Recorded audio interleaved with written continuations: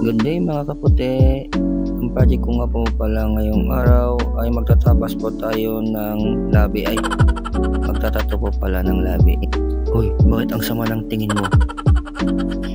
So dito ay magsisimula na po tayo. Tsuktsakin na po natin ang kanyang bibig. Baka mamaya tsuktsakin pa ng iba yan. Bali dito ay minikos-mikos ko lang po ang kanyang labi para ito ay pumula dahil ito ay maitim na. Bali ang bossing nga pala natin nag-walk in sa shop at hinintay pa ako. Tinanong niya ako kung nagtatato ako ng labi at ang sabi ko naman ay oo naman boss. So nag-usap po kami ng mga 30 minutes kung ano yung gusto niyang gawin sa kanyang labi at ang sabi naman ng ating bossing ay gusto niya itong ipag-grinder, ipatapos ng konti at buildingin ng konti sa gilid. Ang sabi ko naman ay okay naman boss, wala naman problema sa akin. Bakit nyo nga po pala ito ipapapul?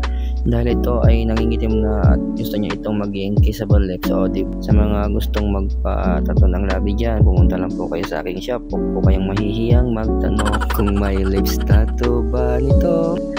At kung makikita nyo po ay nagdudugo na po ang kanyang labi. Natural lang po yan, huwag po kayong matakot. Ayaw pa mo, maganda pa ang labi mo. Tingnan nyo naman yung outcome ng lips tattoo ni boss. O talagang pumula na, kaninang itim, ngayon pulang-pula na siya.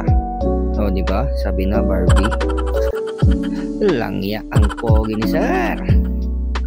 Sa mga may mga katanungan, message nyo lamang po ako sa aking Facebook page na Raymar Manuel Esteban. At para lagi kayong updated sa aking mga video, i-like at i-follow nyo po ang aking page. At syempre, pakishare na rin po. Maraming salamat.